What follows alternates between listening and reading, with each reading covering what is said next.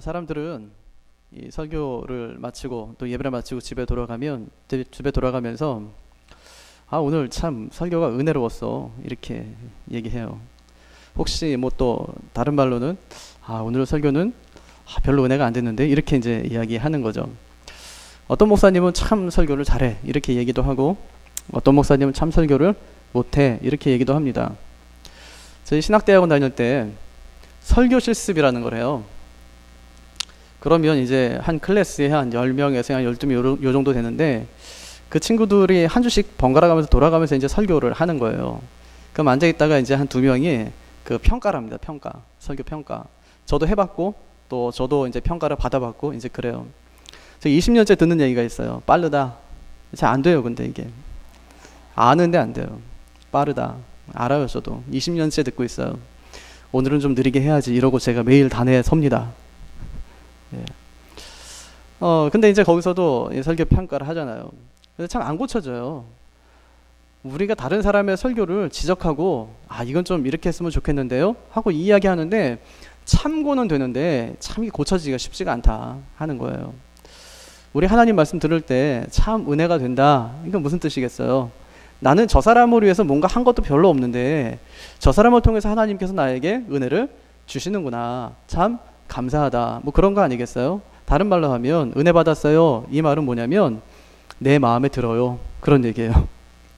목사님 설교 들으니까 내 마음에 들어요, 그거예요. 그러니까 어떻게 보면 하나님께서 이 말씀을 통해, 성경을 통해서 우리에게 들려주시고 전해주시고자 하는 그 은혜와 내가 목사님 설교 참 좋아해요 하는 것은 굉장히 다른 얘기예요. 하나님께서 우리에게 은혜를 주실 때는 참 그 은혜는 값없이 받지만 그 은혜가 나로 하여금 살게 하는데, 아무리 설교가 좋은 목사님의 설교를 들었어도 참 희한하게도 우리는 참 들을 땐 좋은데 집에 갈 때 오늘 참 좋았어, 집에 가니까 그 TV 보고 연습곡 딱 보고 나니까 다 잊어버리고, 그렇지 그 목사님은 설교 참 잘해 뭐라고 하셨는데 그건 다음 주에 한번 들어봐야지, 잘 모른다는 거예요. 그러니까 무슨 차이냐면, 하나님이 우리에게 은혜를 주시면 그 은혜가 나로 하여금 엔진이 되고 동력이 돼서 나로 하여금 하나님을 향해 살게 하는데, 우리가 어떤 사람의 말을 듣고 참 내 마음에 들어라고 했을 때는 전혀 그것과는 관계없는 그런 말이 될 수 있다는 것이죠. 제가 한 4년 정도 청해교육원이라는 곳에서 일을 한 적이 있었어요. 한 4년 정도 일하는데 거기는 참 많이 바쁜데요. 일이 뭐 이렇게 가요. 보통 회사도 일이 이렇게 가죠. 하나가 끝나도 또 있고 이렇게 계속 이렇게 가잖아요. 그래서 하나가 끝내도 또 일이 있고 또 일이 있고 계속 일이 있어서 쉬지를 못해요. 뭐 총회 성경대학, 뭐 총회 교사대학, 복 있는 사람, 또 뭐 외부 강의들, 또 교재 집필할 때 들어가가지고 교재 집필 일들, 뭐 굉장히 일이 많이 있었어요. 일을 갖다 늘 쳐내고 또 쳐내고, 매일 성경을 보면서 일을 하고 또 이제 글을 읽으면서 이게 참 글이 좋구나, 참 하나님 말씀이 참 너무너무 좋다 이러고 이제 있는데도 내 마음에 뭐가 없냐면 은혜가 없어요. 은혜가 없어요. 그래서 거기 있는 동안에 어느 순간에 제가 제 안을 착 들여다보니까 내 안에 은혜가 없구나, 하나님에 대한 갈망도 내 안에 없구나, 이런 생각이 들었어요. 굉장히 우울해지더라고요, 사람이. 그 다음날 아침에 말씀 묵상할 때 저희 이제 같은 팀이 매일 아침마다 둘러앉아갖고 말씀 묵상하거든요. 그럼 큐티하고 이제 같이 나누고 이제 그래요. 제가 이제 그렇게 고백했어요. 제가 제 자신을 돌아보니까 하나님의 은혜도 없고 하나님을 갈망하는 것도 없고 뭔가 성령으로도 충만해가지고 기쁨으로 일을 감당해야 되는데 내 안에 기쁨이 없습니다. 그랬더니 전부 고개를 끄덕끄덕해요. 뭔 얘기냐면 다 그런 거예요. 그냥 일에 치여가지고 뭐 교재를 만들고 큐티책을 쓰고 뭐 총회 성경대학, 총회 교사대학, 외부 강의들 하면서도 내 안에 은혜가 없어요. 은혜가 없으니까, 이 고갈되어 있으니까 뭔가 퍼줄 게 없는 거예요. 그러니까 뭔가를 준비하려고 해도 굉장히 어려움을 많이 느꼈었어요. 그때부터 제가 늘 중얼거리면서 다녔던 그게 있어요. 하나님, 저에게 은혜 좀 주세요. 제가 은혜가 진짜 필요합니다. 하나님, 저에게 은혜를 내려주세요. 이러면서 늘 중얼거리면서 그렇게 다녔었어요. 그래서 뭐 그 교육원에 출근할 때든지 아니면 교육원에서 뭐 밥을 먹으러 갈 때도 늘 내 안에서는 하나님, 정말 저는 은혜가 배고픕니다. 은혜를 저에게 좀 주십시오. 이러면서 늘 다녔었어요. 그때부터 책을 읽을 때도 은혜라고 써진 책만 읽었어요. 은혜. 참 이게 은혜가 귀하더라고요. 그래서 은혜라고 써진 책만 무조건 들고 전철을 타고 그다음에 집에서도 책을 읽고 하여튼 시간 있을 때마다 그 책만 보게 되는 거예요. 말씀을 읽을 때도 하나님께서 이 말씀을 통해서 나에게 뭐라고 말씀하실까? 그러면서 이제 오랜 시간이 지났어요. 이게 참 하나님의 은혜가 채워지는 게 쉬운 일이 아니더라고요. 하루아침에 하나님 저에게 은혜 주세요 이러면 은혜가 팍 오면 얼마나 좋겠어요. 근데 아니더라고요. 오랜 시간에 걸쳐서 조금씩 그 은혜가 제 마음을 채우더라고요. 그래서 나중에는 그 은혜 때문에 눈물이 나고 하나님의 은혜에 감격하는 시간들을 가질 수 있었습니다. 전 세상에서 제일 불쌍한 사람이 누구냐면 은혜 없이 살아가는 사람이에요. 예수는 믿는데 은혜 없이 살아가는 사람이 세상에서 제일 불쌍한 사람이에요. 은혜 없이 교회 나오고 예배드리고 봉사하고 또 세상을 살아가는 사람이 제일 불쌍하다는 것입니다. 그래서 하나님은 우리가 진짜로 은혜 안에 살기를 원하세요. 여러분도 그렇게 사시고 싶죠, 그죠? 하나님의 은혜 안에 사시고 싶죠? 그랬으면 좋겠어요, 진짜. 하나님의 은혜가 단 하루만이라도 내 삶을 적셨으면 좋겠어요. 그 은혜 안에 내가 정말 푹 잠겨가지고 한 시간이라도 있었으면 좋겠어요. 그 은혜가 얼마나 사모하고 그 은혜가 얼마나 그리운지 몰라요. 그래서 하나님은 이스라엘 백성들이 은혜 안에서 살아갈 수 있도록 매일 그들을 훈련시키셨어요.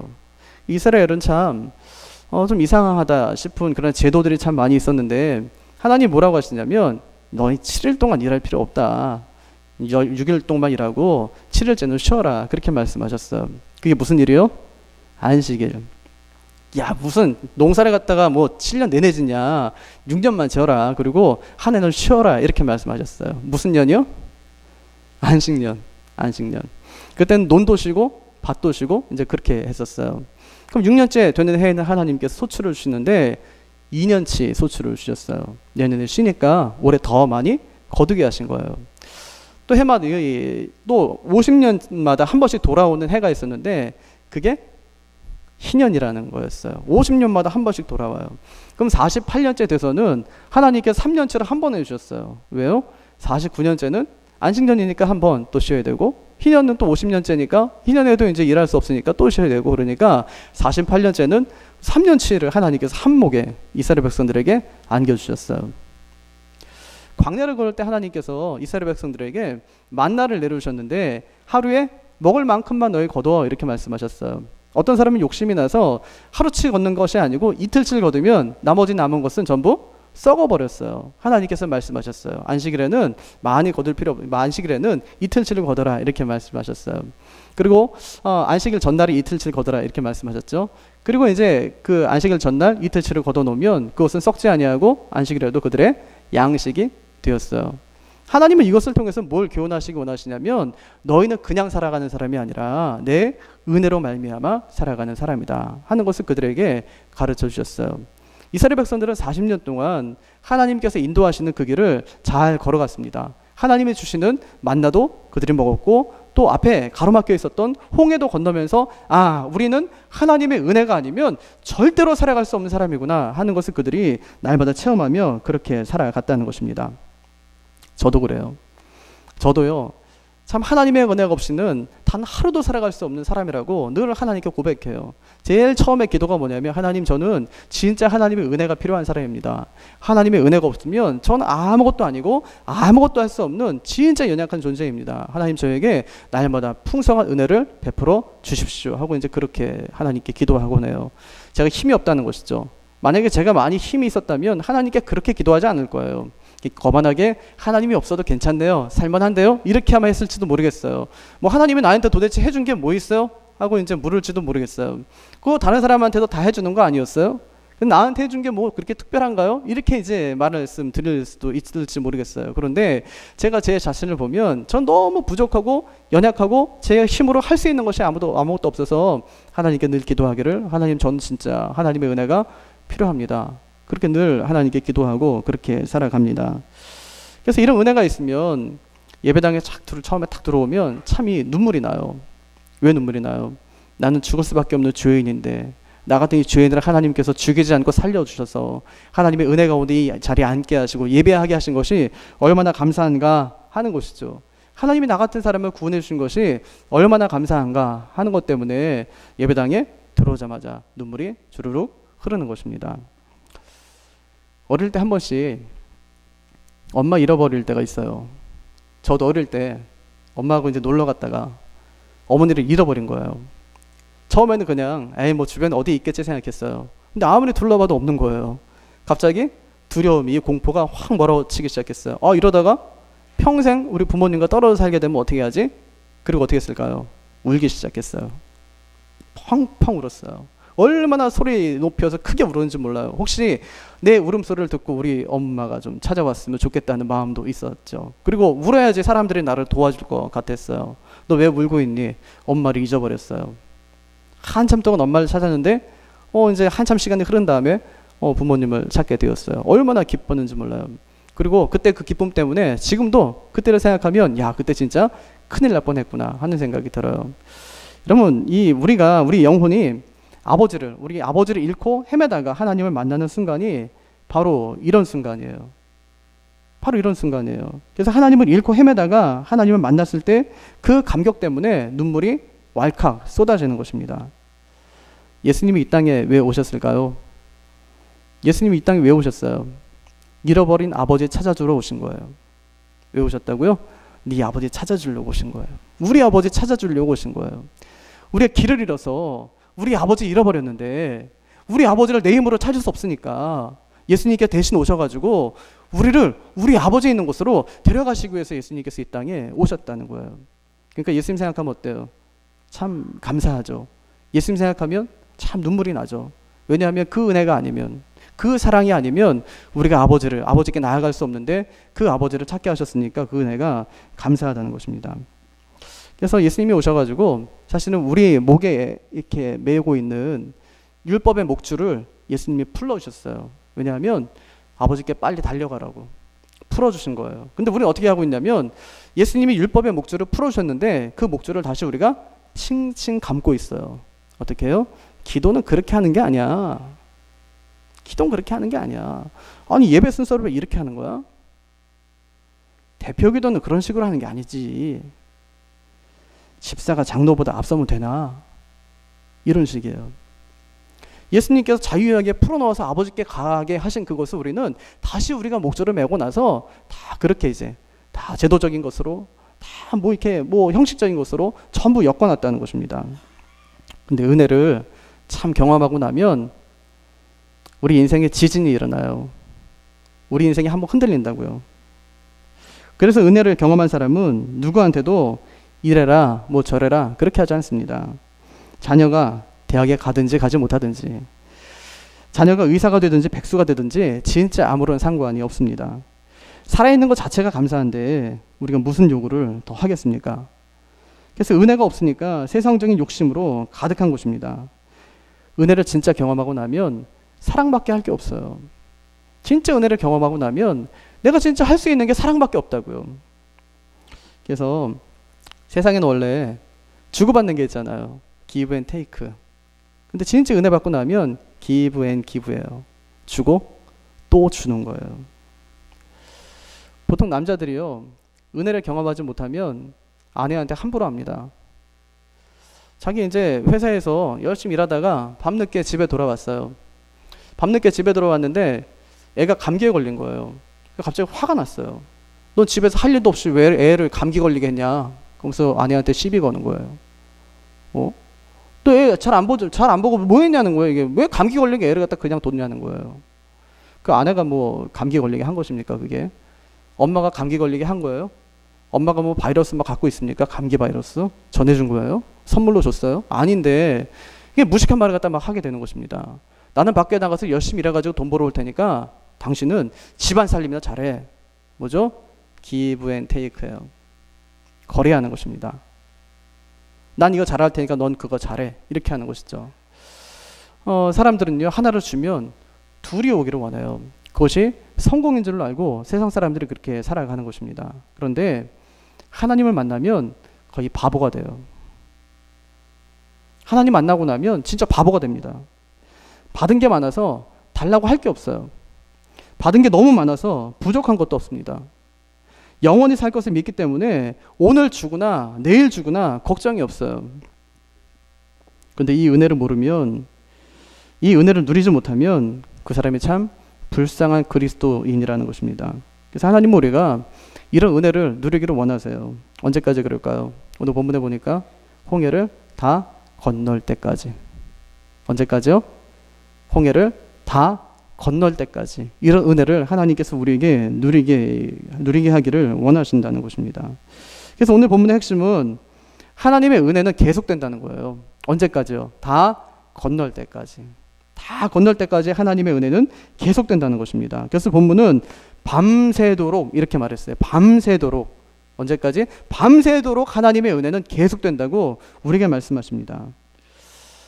200만 명이요. 홍해바다를 건너려면 보통 홍해바다가 이 길이 1.5km 정도 열려야 된대요. 밤새도록 건너가지고 200만 명이 홍해바다를 건너려면 1.5km 정도. 1.5km면 여기서 장안평역까지 돼요. 그러니까 좀 멀잖아요. 그 이제 길이 확 열려야 되는데 이거 여는 게 쉬워요, 어려워요? 이거 진짜 어려운 일이에요. 여러분 접시에다 물 받아놓고 갈라보신 적 있으세요?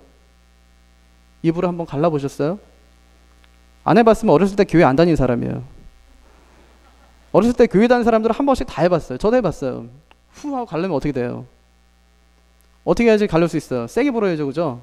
근데 세게 불면 어떻게 되나요, 이게? 물이 밖으로 다 튀어나가 버려요. 약하게 불면요, 그냥 부풀다 끝나요. 어떻게 해야 돼요? 강하고, 어떻게? 날카롭게. 날카로운 바람이 불러야 된다고요. 쉬운가요? 아니, 어려워요. 문제는 뭐죠? 지속할 수 없다는 거예요. 조금은 될 수 있는데 오랫동안 지속할 수가 없어요. 왜요? 우리는 힘이 없으니까. 후 하고 할 수 있는데 우리는 이 호흡이 너무 짧아요. 근데 하나님께서 어떻게 하셨죠? 밤새도록 다 건널 때까지 날카롭고 강한 바람을 하나님께서 불어주신 것입니다.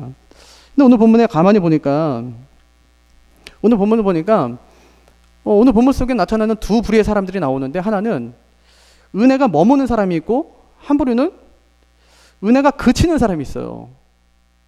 그래서 은혜가 머무는 사람은 도대체 어떤 특징을 가지고 있을까? 한 세 가지 정도인데요. 첫째는 길이 아닌 곳에 길이 나고 젖은 땅을 마른 땅으로 건너가는 거예요. 누가요? 하나님의 은혜가 머무는 사람이 그렇게 해요. 그래서 앞에는 홍해바다가 막혀있고 뒤에 누가 따라옵니까? 애굽의 군대가 막 따라옵니다. 진퇴양난이죠. 백성들이 원망합니다. 그랬더니 모세가 뭐라고 얘기해요? 너희는 뭐 하지 말래요? 두려워하지 말고 가만히 서서 여호와께서 오늘날 너희를 위해서 행하시는 구원을 보라. 이제 그렇게 말씀합니다. 여러분 이게 참 이게 은혜구나 하는 생각이 들어요. 왜죠? 은혜는 그냥 가만히 서서 받는 거예요. 맞죠? 내가 만약에 열심히 일해서 받는다면 이것은 은혜예요, 대가예요? 그건 대가예요. 은혜는요, 가만히 서서 받는 거예요. 지금 이 모세가 전하는 것이 이게 복음이구나, 요게 은혜구나. 가만히 서서 너희를 위해서 행하시는 여호와의 구원을 봐라. 이제 그렇게 말씀하고 있는 거예요. 그러면서 이제 모세가 뒤에 가서 하나님께 묻습니다. 하나님 어떻게 됩니까? 내가 백성들 앞에서 그렇게 얘기했는데 하나님 진짜 어떻게 됩니까? 제가 할 수 있는 방법이 아무것도 없습니다. 그랬더니 하나님이 하시는 말씀이 왜 너까지 그래? 이렇게 하시는 거예요. 네 손에 뭐 있어? 지팡이요. 들고 갈라. 이렇게 하시죠. 모세가 어떻게 하죠? 하나님 말씀대로 지팡이를 들고 가르쳤더니 홍해바다가 갈라졌어요. 갈라집니다. 어떻게 가르치죠? 하나님이 21절에 보니까 큰 동풍으로 이렇게 했어요. 큰 동풍으로. 이 큰 동풍은 사막의 건조한 바람입니다. 바람이에요. 그 바람은 바닷물이 빠진 그 길을 완전히 마른 땅으로 말릴 만큼 굉장히 뜨거운 바람이었어요. 그리고 아주 센 바람이에요. 근데 놀라운 건 뭐죠? 바다는 갈라지는데 누구는 안 날아가요? 사람은 안 날아가더라. 그게 이제 기적 아닙니까? 그죠? 이 아주 제가 그랬잖아요. 약간 날카롭고 강해야 된다고요. 그러니까 날카롭고 강하고 뜨거워야 돼, 이건 또. 그래야 이제 모든 그 바닷길을 전부 말릴 수 있으니까. 뜨겁고 날카롭고 강한데 이것이 누구한테만 영향 미쳐요? 바닷물에게만 영향을 미치고 누구한테 영향을 미치지 않아요? 그 하나님의 백성들에게는 영향을 전혀 미치지 못해요. 마치 이런 것 같아요. 지금 지구가 돕니까 안 돕니까? 만약에 지구가 도는 것이 느껴지면 우리가 세상을 살 수 있을까요? 못 살까요? 못 삽니다. 어지러워서 못 살아요. 교회 나올 수 있을까요? 아니요, 못 나와요. 어지러워서 못 나와요. 핑계가 되는데 못 나와요. 이스라엘 백성들도 마찬가지였어요. 하나님께서 급하고 강한 바람을 확 불어넣으셨는데도 이스라엘 백성들은 그것을 느끼지 못하고 그들이 열린 그 길을 향해서 걸어가는 장면이 오늘 본문에 잘 나타나는 것을 볼 수 있습니다. 언제까지 가르쳤다고요? 밤새도록 다 건너기까지 가르쳤다고 말씀했어요. 그래서 하나님은 이스라엘을 다 건너기까지 바람을 멈추지 않으십니다. 그래서 하나님의 은혜는 홍해를 다 건널 때까지 계속된다 하는 것이죠. 그래서 하나님의 은혜는 일시적으로 임하는 것이 아니라 평생 계속된다. 그래서 우리에게 하나님께서 한 번 은혜 주신 것이 아니라 한 번 은혜 주신 그 하나님께서 우리의 그 은혜를 평생 계속 주시는데 언제까지 주시냐면 다 살 때까지, 천국 갈 때까지 하나님께서 그 은혜를 우리에게 베풀어 주신다는 것을 말씀하고 있습니다. 은혜가 이 머무는 사람의 두 번째 특징이 있어요. 하나님이 대신 싸워줘요. 그 사람은. 오늘 본문을 보니까 대신 싸워줘요. 그래서 이스라엘의 전쟁은 사실 누구의 전쟁이냐면 하나님의 전쟁이에요. 이스라엘은 별로 전쟁에 준비된 사람들이 아니에요. 하나님께서는 그냥 적군이 오면 하나님께서 알아서 막아주고 또 이렇게 해라 저렇게 해라 말씀하시면서 진두지휘 하시면서 그 전쟁을 전부 치루어 내셨어요. 근데 오늘 본문에도 바로왕이 이스라엘 백성들을 놔주고 나서 굉장히 큰 후회를 해요. 하나님께서 그런 마음을 부어주시죠. 후회하는 마음을 부어주세요. 누구를 위해서요? 이스라엘 백성들을 위해서요. 왜요? 내가 너희를 어떻게 인도하는지 너희는 끝까지 봐 이렇게 하면서 너희는 은혜가 아니면 살 수 없는 백성이라는 거 다시 한번 하나님께서 홍해바다를 건너면서 그들에게 깨닫게 하시는 거예요. 후회합니다. 그래서 쫓아와요. 뒤에서 막 쫓아와요. 다시 가자 이러면서 병거 타고 말 타고 많은 사람들이 쫓아오게 합니다. 드디어 홍해를 건너던 이스라엘의 뒤를 바짝 쫓아왔어요. 바로 눈앞에 이제 그 이스라엘 백성들이 보이는 거예요. 이스라엘 백성들이 한참 막 홍해바다 건너고 있는데 그때 뒤에 바로 쫓아와요. 다 건너자마자 어떤 일이 벌어지죠? 물이 다시 합해져요. 합해져요. 이스라엘 백성들이 그것을 보았어요? 보지 못했어요? 봤습니다. 그리고 날이 밝고 보니까 그 이제 합해졌던 사람들 중에서 그 애굽의 군사들이 전부 물에 둥둥 떠다니는 것을 그들이 보게 되는 것을 볼 수 있어요. 우리가 사실은 세상을 사는 것 같지만 하나님이 대신 살아주세요. 내가 사는 게 아니더라고요. 하나님이 대신 살아주는 거더라고요. 하나님이 처음부터 그렇게 하셨어요. 내가 세상에 태어나고 내가 세상에 살다가 내가 죽는 것 같았는데 그게 아니고 나를 보내신 분이 나를 책임지다가 나를 데려가시더라고요. 그게 뭐냐? 은혜다. 우린 은혜가 아니면 절대 살아갈 수 없는 사람이구나 하는 것을 우리는 다시 한번 생각해 보게 됩니다. 그래서 은혜가 머무는 사람은 하나님 대신 싸워준다. 내가 별로 염려할 게 없구나. 이 땅 살아가면서 하나님이 대신 싸워주니까 별로 염려할 게 없구나. 대신 공부해 주네. 여러분 하나님이 대신 공부해 주고요. 대신 직장생활 해주실 수 있어요. 맡기지 않으니까 그렇지. 공부도 하나님께 맡기면서 열심히 해보고 직장생활도 하나님께 완전히 맡기면서 그냥 해보고 이러면 하나님이 대신해 주세요. 저는 군대 생활도 하나님이 대신해 주시더라고요. 제 몸이 진짜 안 좋아가지고 하나님 제가 월급 드릴 테니까 하나님께서 군대 생활 좀 대신해 주세요 막 이랬거든요. 그 월급 드리면서 제가 기합 받을 때도 하나님 힘드시죠 이러면서 기합 받았어요. 저는 막 웃음이 나오더라고요. 하나님 힘드시겠네 이러면서 월급 다 받아가시니까 얼마 안 되지만 양심이 좀 찔리긴 했어요 그때. 얼마 되지도 않는 돈 드리면서 군대 생활을 대신해달라고 그러니까. 근데 하나님 대신 해주시더라고요. 그게 뭡니까? 그게 은혜죠. 은혜가 없으면 우리는 살아갈 수 없어요. 그러니까 우리 앞에 어떤 어려움이 있든지 맡기세요. 그냥 맡기세요. 어떤 회사에서 어떤 사장님이 걱정이 너무 많아가지고 자기가 일주일에 한 번은 내가 뭘 걱정하는지 걱정거리 한번 써봐야 되겠다 이래가지고 걱정함을 만들었대. 걱정함. 그리고 수요일만 되면은 걱정거리를 써가지고 거기다 넣기 시작했어요. 이렇게 걱정은 또 넣고 수요일날 또 넣고 그 다음 수요일로 또 넣고 또 넣기 시작했어요. 오늘은 넣다가 한번 꺼내서 한번 보기나 하자 그러면서 이제 꺼내서 봤는데 놀랍게도 뭐냐면 내가 왜 이딴 것 때문에 걱정하며 살았지? 그런 것들만 전부 모여져 있더래요. 그 다음부터는 걱정하지 않기로 했대요. 하나님이 대신 싸워주세요. 걱정하지 마세요. 사업 내가 한 거 아니에요. 하나님이 하신 것이지. 하게 하신 것이죠. 그러니까 앞으로도 하게 하실 거예요. 하나님의 은혜가 언제까지요? 죽을 때까지 평생 계속된다고요.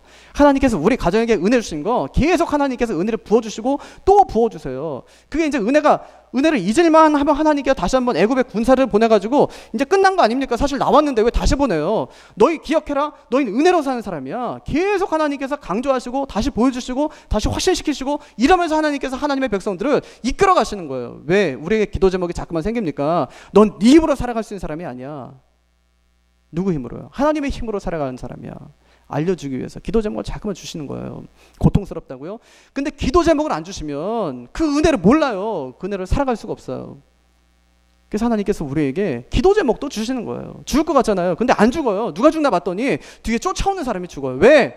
하나님은 막아주시니까. 하나님이 대신 싸워주신다는 거죠. 세 번째가 있어요. 세 번째는 결국은 하나님을 경외하게 된다는 거예요. 누가요? 하나님의 은혜가 머문 사람은 결국은 하나님을 경외하게 돼요. 하나님께서 이스라엘을 통해서 진짜 받으시고 싶어 했던 거예요. 뭐죠? 경외하며요. 하나님을 향한 예배, 하나님께서 진짜 그거 받고 싶어 하셨어요. 우리를 통해서는 뭘 받고 싶어 하실까요? 똑같아요. 우리를 통해서도 하나님을 경외하는 것을 하나님께서 받으시기를 원하세요. 하나님 우리를 통해서 찬양 받으시기를 원하세요. 근데 찬양하지 않으면 어떻게 되죠? 찬양하게 만드세요. 아이를 키우다 보면 아이가 말을 안 들으면 아이도 뭐 자기 생각이 다 있거든요. 근데 부모님들 어떻게 합니까? 굴복시키죠. 언제까지예요? 초등학교 한 2, 3학년까지 할 수 있나요 요새? 모르겠는데 애들이 요새는 하도 빨리 성숙해가지고 언제까지 애를 갖다 힘으로 누를 수 있는지 모르겠는데 쓸 때까지는 무조건 누릅니다 우리가. 그죠? 무조건 눌러요. 그래가지고 엄마 말을 네가 안 들어 이러면서 계속 누르는 거예요. 계속 누르죠. 엄마 말 듣게 하기 위해서.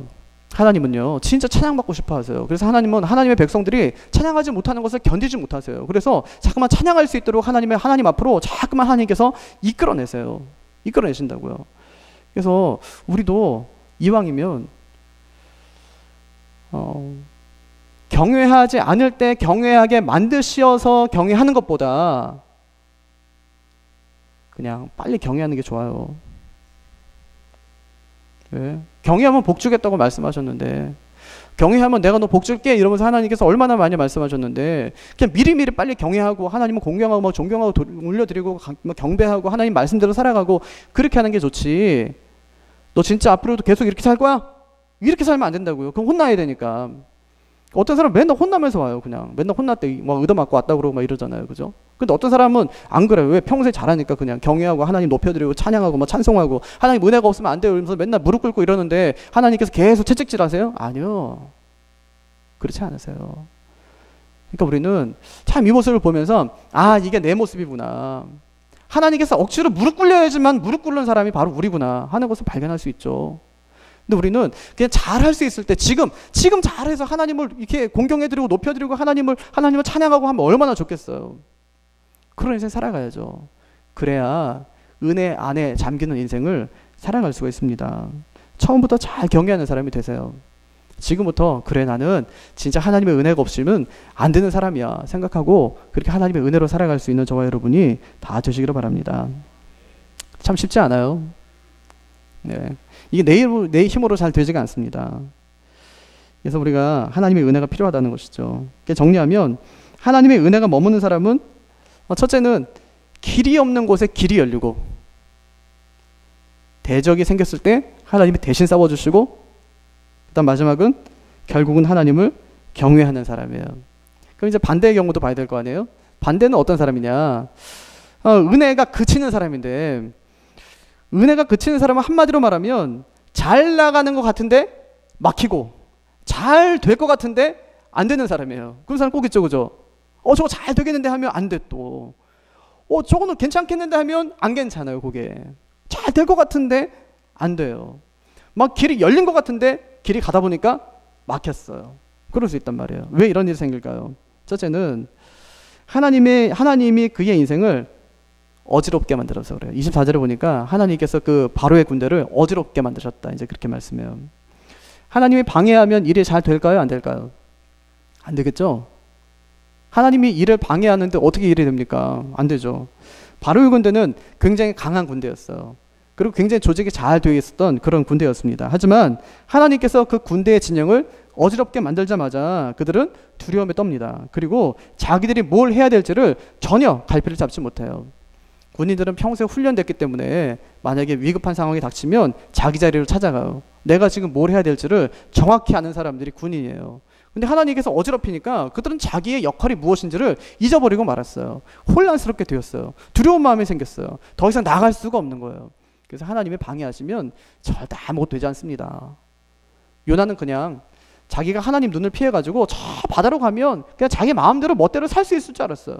하나님은 그냥 육지에 계시는 분이지 하고 생각했었어요. 그런데 저 바다에 건너가면 하나님이 안 계실 줄 알았는데 바다를 건너가는데 거기도 하나님이 계신 거예요. 하나님이 자꾸만 길을 막으니까 어떻게 해요? 나중에는 물고기 뱃속에 살아도 회개해요. 회개. 잘못했어요 하고 회개해요. 하나님 보내시면 갈게요 해요. 가요. 근데 가니까 진짜 그렇게 했나요? 안 했나요? 안 해요. 왜 안 해요? 죽기 싫으니까 위기를 모면하기 위해서 우리는 그렇게 하는 거지 진짜 하고 싶은 마음은 없어요. 그래서 하나님이 그 인생 어지럽게 만들면 참 살아갈 수가 없다 인생이. 그래서 우리가 일을 하다 보면 참 정리가 안 될 때가 있죠. 일이 점점 진행될수록 일이 좀 뭔가 좀 선명해지고 시간이 지날수록 좀 정리도 되고 그래야 되는데 어떻게 돼요? 일이 점점 꼬이고 잘 풀리질 않는 거예요.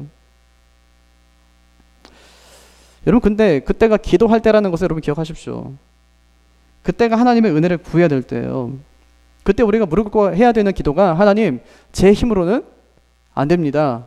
하나님이 도와주세요 하는 기도예요. 하나님이 어지럽게 하시면 절대로 실력을 발휘할 수가 없습니다.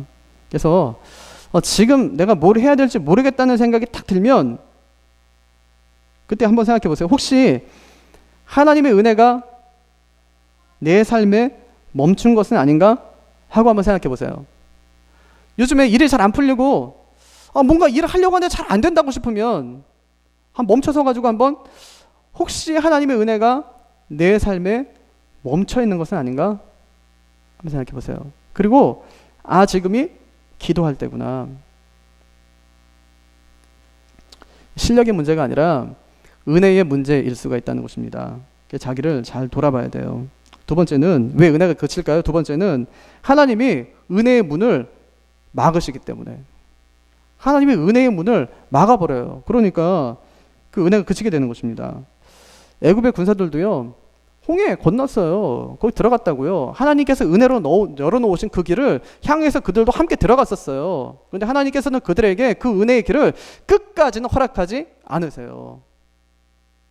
자기들은 그냥 조금만 가면 저 사람 다 잡아가지고 돌아올 수 있겠다고 생각했는데, 그리고 끝까지 따라갔는데 그들은 다 건너고 그들은 전부 홍해 바다로 들어왔을 때 하나님께서 그 은혜의 문을 그것을 닫아버리세요. 그래서 그들은 거기서 다 죽고 말았습니다. 상상 생각하세요. 내 계획 위에 하나님의 은혜가 덮여야지, 내 계획 위에 하나님의 진노가 덮이면 진짜 끝장이다. 큰일 나는 거다. 말씀 정리하겠습니다. 하나님의 은혜가 머무는 사람은 막힌 물이 열리고요. 하나님의 은혜가 그친 사람은 열린 물도 닫혀요. 처음엔 열린 것 같았는데 가다 보면 닫힙니다. 왜냐하면 하나님의 은혜가 끊어지기 때문에 그렇습니다. 근데 문제가 있어요. 이 은혜가 좀 나로부터 시작되면 괜찮은데, 그 은혜를 내가 어떻게 해서든지 내가 은혜를 갖다가 이렇게 하면 좋겠는데, 근데 그게 나로부터 시작되는 것이 아니라 하나님께로부터 그 은혜가 시작된다는 것이 문제예요. 그러니까 내가 하나님의 은혜를 받으려면 내가 무엇을 해야지 이렇게 되면 좀 좋겠는데, 그래서 되는 것이 아니라 하나님께서 나를 긍휼히 여기셔야지 그 은혜가 내게 임하기 때문에 그게 제일 큰 문제예요. 제가 그렇더라고요. 제가 수년 동안 진짜 교제 개발하고 총회에서 열심히 교육사항 열심히 했는데 제가 막상 은혜가 딱 떨어지고 나니까 제가 어떻게 해볼 수 있는 방법이 없더라고요. 그때 뭐냐면 하나님 저에게 긍휼을 베풀어 주세요. 하나님 저에게 은혜를 부어주세요 하고 하나님께 말씀드리고 요청하는 것밖에 없더라고요. 근데 어떤 사람은 은혜가 떨어졌는지도 모르고 사는 사람들이 있어요. 은혜가 내 안에 있는지 없는지도 모르며 살아가는 사람들이 있다는 것입니다. 그래서 우리는 참 하나님의 은혜를 누리며 살아가야 되는데, 그럼 어떻게 하면 그 은혜를 누릴 수 있을까요? 받은 은혜대로 감사하며 살기 시작하는 거예요. 여러분 오늘부터 한번 감사해 보세요. 감사 200번씩. 생각이 안 나면 여기다가 써놓으세요. 빨간 글씨로 감사, 이렇게. 감사. 계속 보면서 감사. 하나님 감사합니다. 감사. 진짜 감사한 사람이 될 수 있어요. 그래서 말씀을 읽어도 은혜로 읽어야 되고, 말씀을 들어도 은혜로 들어야 되고, 사람을 봐도 은혜의 눈길로 쳐다봐야 합니다. 그래서 하나님의 일이든지 세상의 일이든지, 그것이 공부든지 그것이 사업이든지 무엇이든지 은혜로 해야 됩니다. 이 은혜가 우리 가정에서, 또 교회에서, 우리 직장에서 흘러넘쳐야 세상이 변화될 수가 있습니다. 근데 어디서부터 온다고요? 은혜가 십자가로부터 와요. 예수 그리스도께로부터 이 은혜가 옵니다. 십자가가 은혜의 수원지예요. 십자가에서 흘러나온 이 은혜가 이 믿음의 파이프를 통해서 나를 차고 넘치게 하고 그것이 이제 세상으로 흘러가게 되는 것입니다. 언제까지 계속된다고요? 밤새도록. 다 건널 때까지 하나님의 은혜가 함께 한다고 오늘 말씀이 우리에게 말씀하고 있습니다. 이 은혜가 넘치는 매력적인 사람들 되시기를 바랍니다. 평생 하나님의 은혜가 여러분 삶 가운데에 함께 하시기를 주님의 이름으로 축복합니다.